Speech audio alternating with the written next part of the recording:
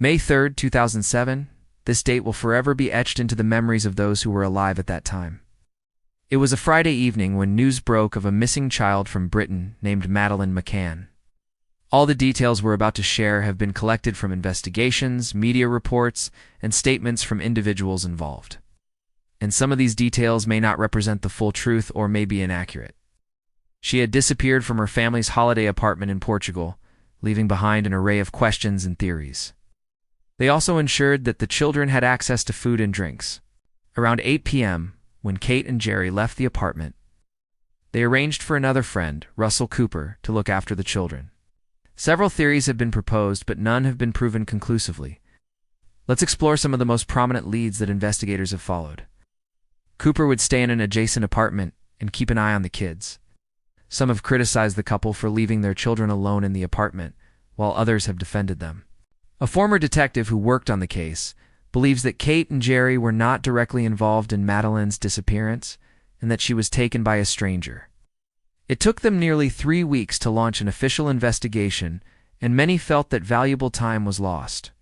Additionally, several items of evidence were not properly preserved or investigated, which may have hindered the progress of the case. In 2011, the FBI joined the investigation and offered their assistance. Many people believe that the police investigation was flawed and that the case has not been given the attention it deserves. There is also frustration over the lack of progress in the case, and the failure to bring those responsible for Madeleine's disappearance to justice. The agency sent a team of agents to Portugal to review the evidence and interview witnesses. Despite these efforts, no new significant leads have emerged. The recent DNA developments, while not providing closure, have at least led to the identification of a prime suspect. This is a step towards accountability and justice for Madeleine. Additionally, continued efforts of the McCanns and other supporters ensure that the case remains in the public spotlight, keeping the pressure on authorities to solve the case. And who was responsible? These questions continue to haunt the McCanns and the many people who have followed the case closely. They have tirelessly campaigned for justice for Madeleine and have worked to raise awareness of missing children's cases around the world. If you have any information about the case, please contact the authorities. Also, if you like our videos, make sure you subscribe and comment down below with your thoughts on the case. See you in the next one. Their strength and resilience in the face of such a horrific ordeal have earned them admiration from people around the globe. The lack of cooperation between the Portuguese and British authorities also raised concerns. At one point, the British Metropolitan Police were even asked to take over the investigation. The mystery surrounding her disappearance has led to numerous theories and speculations, but the truth remains elusive.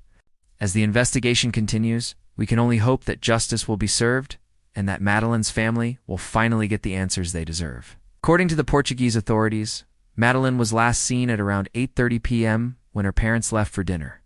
Retired Detective Inspector Tony Bennett believes that someone familiar with the apartment complex targeted Madeleine because she was alone. Retired Detective Chief Superintendent David Duckenfield agrees, stating that he believes a professional kidnapper was involved. If this theory is correct, it's possible that Madeleine was chosen at random. However, the fact that her parents were in the same apartment complex may have made it easier for the kidnapper to target her. These sightings have ranged from Brazil to Germany, but none have been confirmed. Some people have claimed to have seen Madeleine with a family in Morocco, while others have reported seeing her in India. However, these claims have not been substantiated. However, new evidence has emerged that suggests she may have been seen alive later. Surveillance footage from a nearby bar shows a man carrying a child resembling Madeleine at around 9:06 p.m.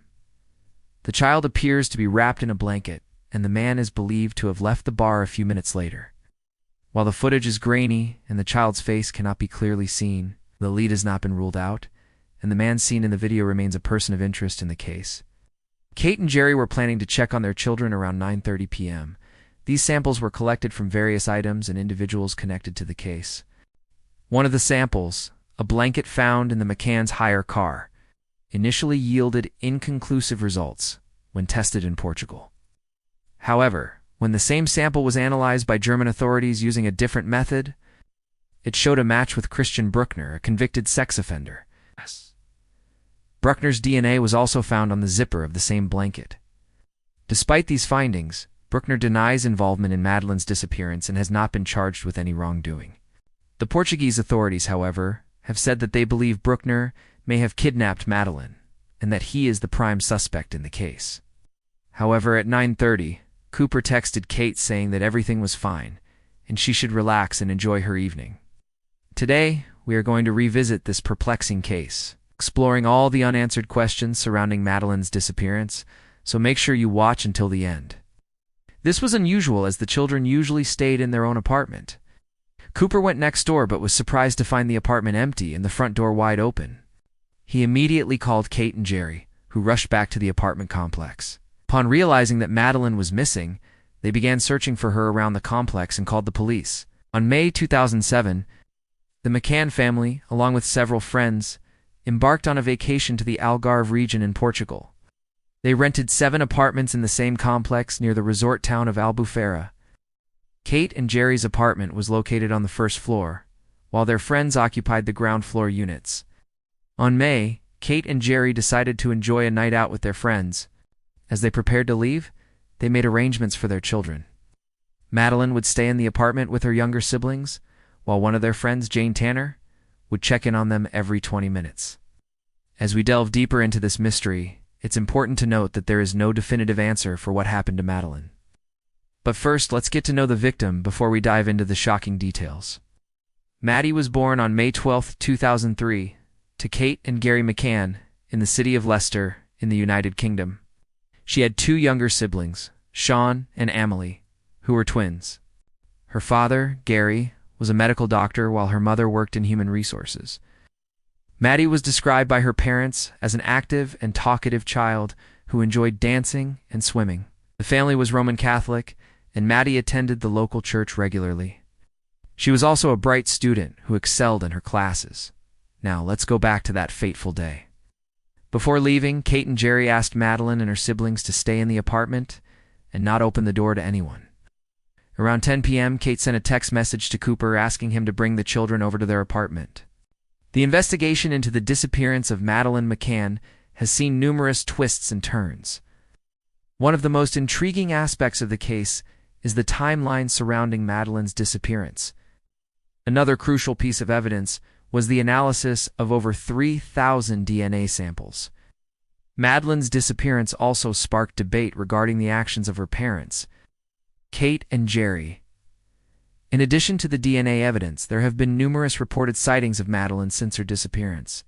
During the early stages of the investigation, the Portuguese police faced criticism for their handling of the case. The theory that Madeleine was kidnapped by a stranger has been supported by several experts. As the years passed, the search for Madeleine McCann became a global effort. In recent years, there have been calls for a public inquiry into the handling of the McCann case. In light of the ongoing investigation, there are still many unanswered questions in the case. Where exactly was Madeleine when she disappeared? What was the motive behind her kidnapping? As for the McCanns themselves, they have never given up hope of finding their daughter. Despite the lack of answers, there are some glimmers of hope in this case.